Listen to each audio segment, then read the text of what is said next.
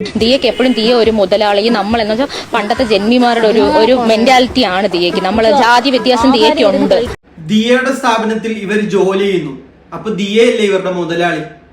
പിന്നെ ഈ ജാതി കൊണ്ടിട്ടാൽ റീച്ച് കിട്ടുമെന്നും അതൊരു വിവാദമാകുമെന്നും ഇവരോട് ആരോ പഠിപ്പിച്ചു കൊടുത്തത് പോലെയാണ് ഇവർ പറയുന്നത്. ആഹാരം കഴിക്കുന്ന പോലെ ദിയക്ക് പ്രശ്നമാണ് അതൊക്കെ. ഓഫീസിലെ ആഹാരം ഈ ടീഷർട്ടിൽ എഴുതിയിരിക്കുന്നുണ്ട സ്റ്റോപ്പ് മേക്കിംഗ് ഡ്രാമ എന്ന്. കുറച്ച് സ്ഥലമേ ഞങ്ങൾ ഒരു മണി ചോറോ വല്ലതും താഴെ വീണോ ഞങ്ങൾ നല്ലതുപോലെ കിടന്ന് പറയും. അതെല്ലാം CCTV കാണുന്ന ഒരാൾ എങ്ങനെയാണ് ഈ ഒരു വർഷമായിട്ട് പേയ്മെന്റ് മാത്രം കാണാതെ പോയെന്നാണ്. കസ്റ്റമേഴ്സ് അത്രയും വരുന്നത് വരെ CCTVയിൽ വിസിബിളി കാണാം.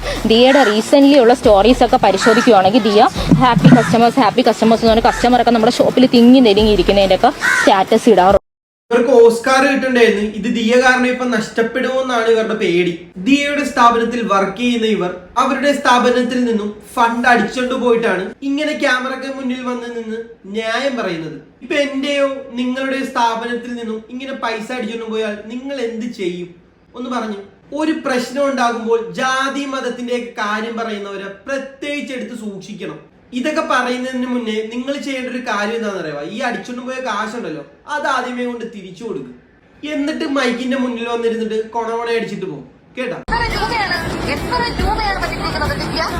ചേച്ചി അത് നേരത്തെ ഓപ്പണായിട്ട് തുറന്ന് പറഞ്ഞതല്ലേ.